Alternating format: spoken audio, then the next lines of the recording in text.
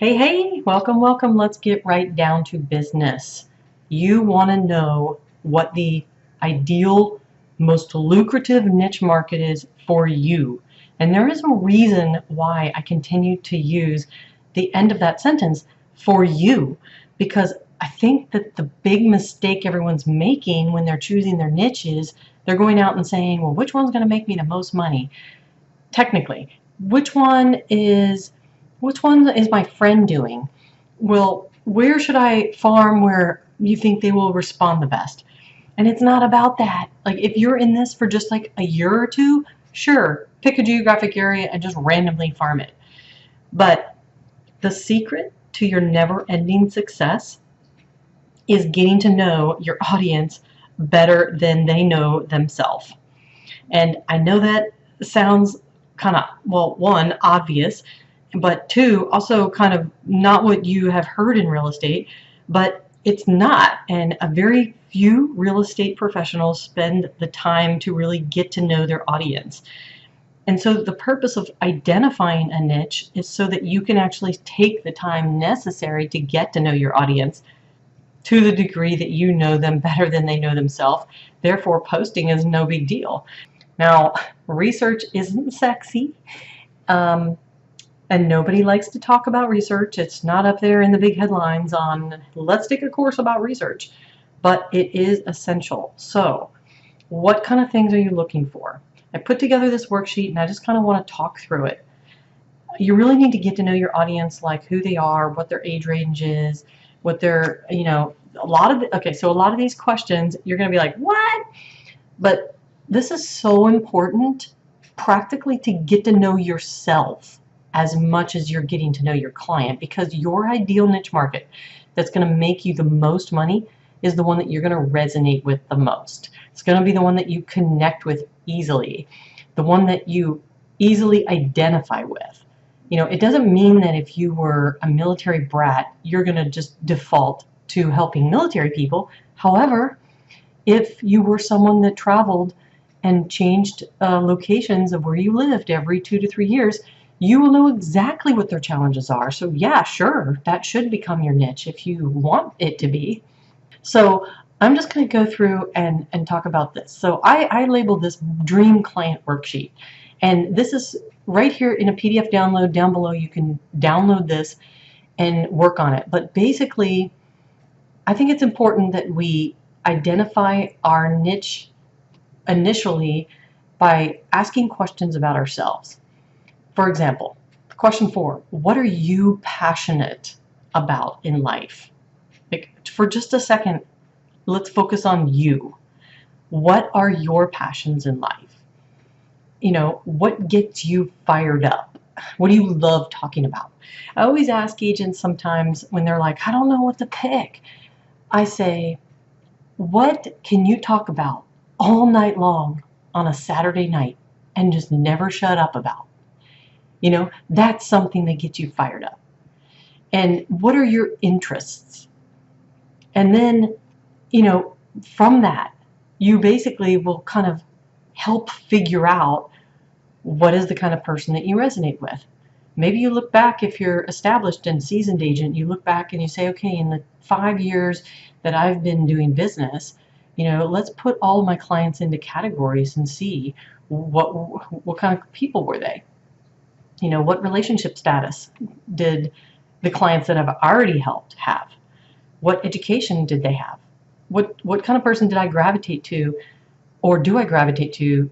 What kind of personality would be my ideal client? I mean, personality is huge. So if you've ever taken a DISC profile, I'm going to put that in as a download. It's going to be in a download in this free workshop. It's going to be a quick DISC profile test. And you take it, and then the second page, basically you score yourself, and then the third page, it'll tell you exactly what you're going to be good at and what area to focus on in real estate. So the point is, what kind of personality have you identified with and found yourself gravitating to client-wise? I can tell you that for me, I have gravitated to people who are very decision-oriented.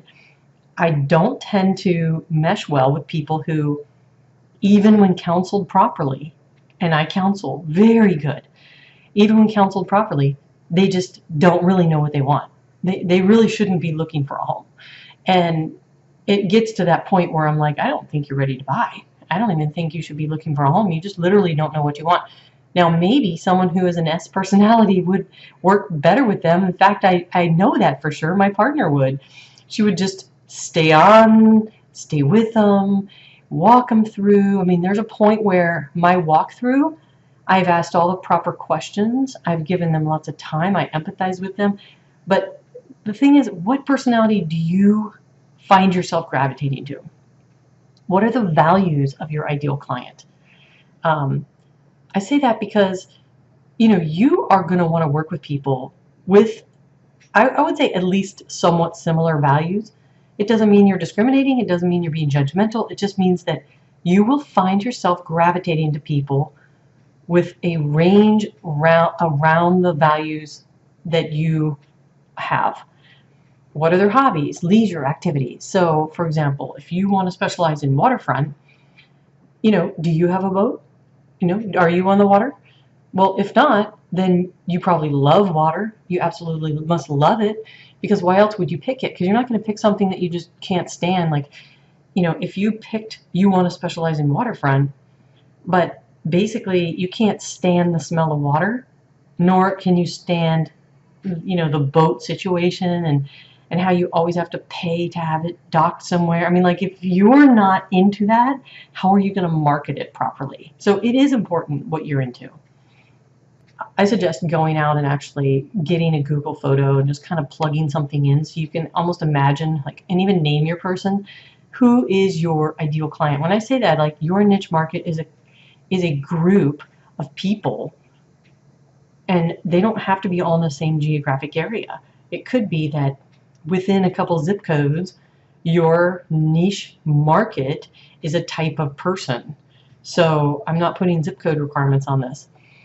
But anyway, let me just get this where I can manipulate this a little bit more and help you understand. And I want to keep this short and sweet. So here's some examples. What are their values and what do they hold dear? Like their time, their family, their animals, their commute. This is all stuff to think about, because in asking yourself this question, you're basically going to determine, your niche market is going to literally jump off the page at you. Okay, so what hobbies and leisure activities do they love? I said, well, do they own a boat?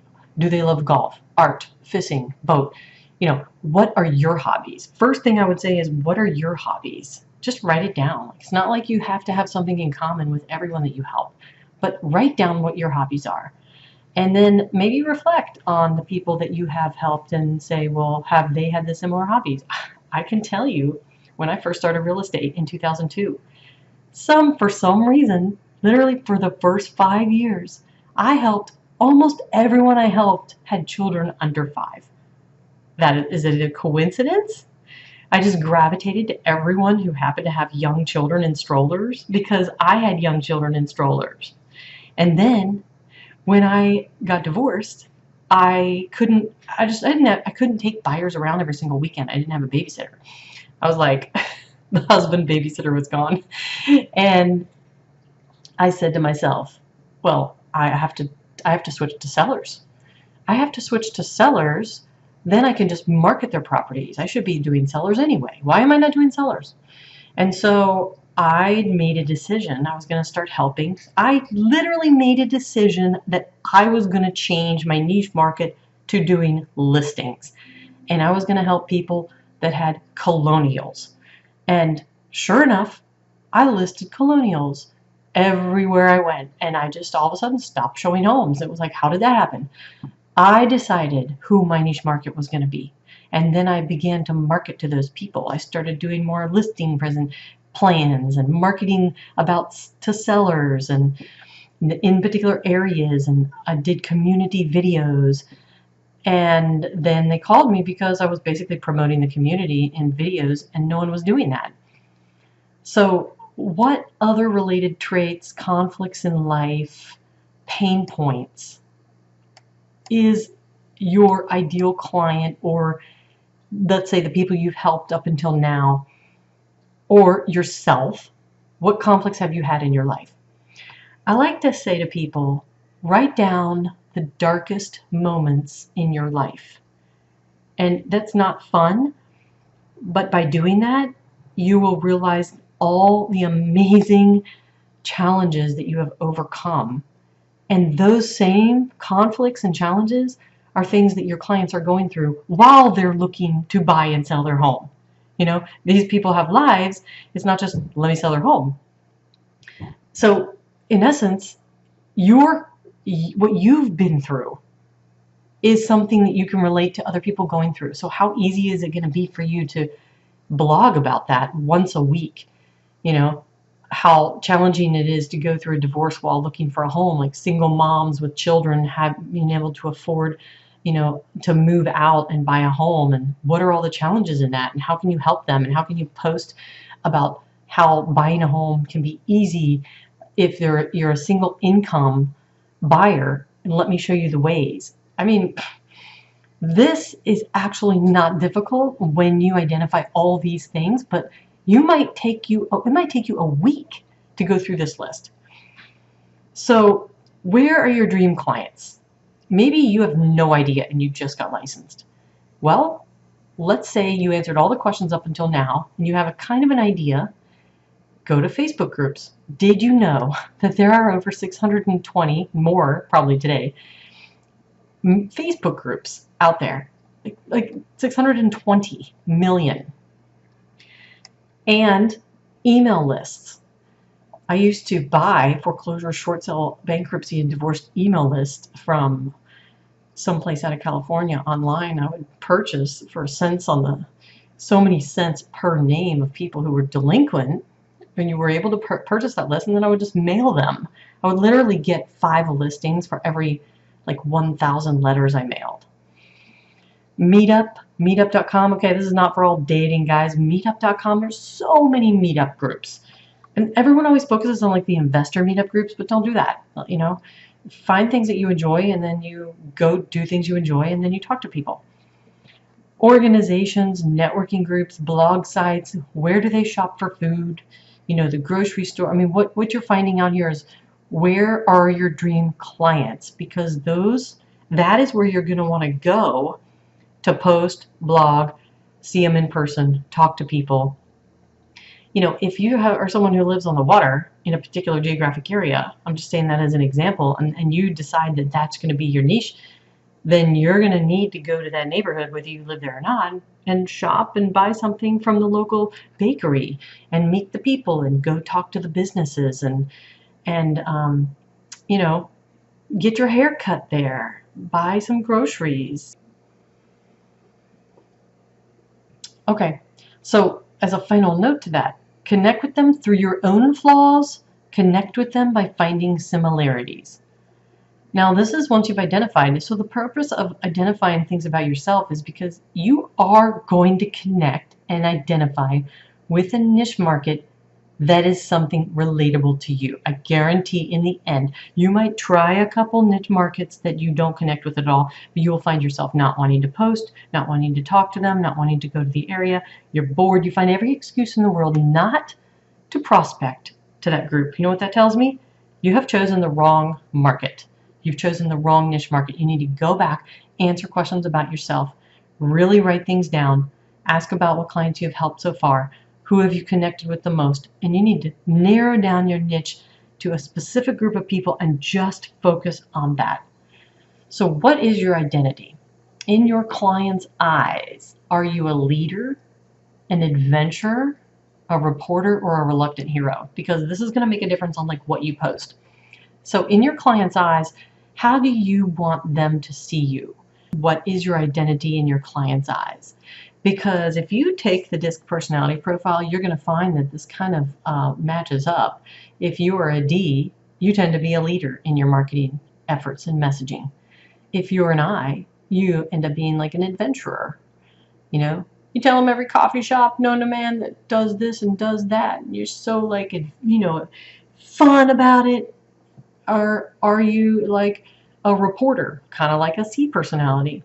You know, or a reporter, is all about the facts. All about the facts, you know, and they're going to do like a ton of research to make sure that they have a full report. Or are you like a reluctant hero? It's kind of like an S personality. And marketing. I know everyone's like, well, okay, now that you have thought a little bit about who you are and you've identified a little bit about who you find yourself connecting with, so who your ideal niche market might be, or what you might want it to be, it's like, well, now what? What do you send them? So what do you include? You provide value and connection by using stories of loss and redemption. You know, us versus them, you know, or renters versus buyers. You do before and afters, you know, life like as a renter, life like as a happy homeowner. Amazing discoveries, how you can discover that you can buy with no money out of pocket. Secret telling. Let me tell you the 3 secrets to get your home sold really fast. Third-party testimonials, must be doing videos every single time you close a home. Get with them in the video if you can. What are you including in your post, emails, and marketing? First of all, you're focused completely on just that niche market. So that person, those people, that geographic area, whatever it is you've identified, your marketing never veers from it. If I come to your Facebook page, for example, your Facebook business page, every single post should be something that your niche market would be dying to read. You know, don't go out of your area. Don't go off your niche. Stick to it. In fact, the name of your Facebook page should be exactly identifying your niche market. If I come to your page and I read your title and I can't understand exactly what specific person that you service, that's a problem. And if every post is about random cities in like an entire state, that's a problem, because you need every post to be something that your niche will gravitate to. You become the community page, information gathering person, and when someone goes to a party and they're looking for a real estate agent, your name comes up because they're like, oh, she's the one that does waterfront. Oh yeah, she's always posting videos like on all the waterfront communities. That's something I did actually when I wanted to get into that. I decided I was going to go do my own community video. And in doing the video, I had to research the community. So whatever I didn't know, I found out. And then I stood there with a selfie stick out in the sun, and I recorded myself talking about that community, how many homes are in it, what amenities they have, why would someone want to live here, and what's great about it. And I learned so much about the community, and in return, I posted all those to YouTube and got all kinds of calls of business. It was amazing. But what if I randomly went around the entire state of Virginia doing random posts of coffee shops, dog places, parks, you know, city joints, nightlife? I mean, what if they come to the page and they're like, I don't even know who she services.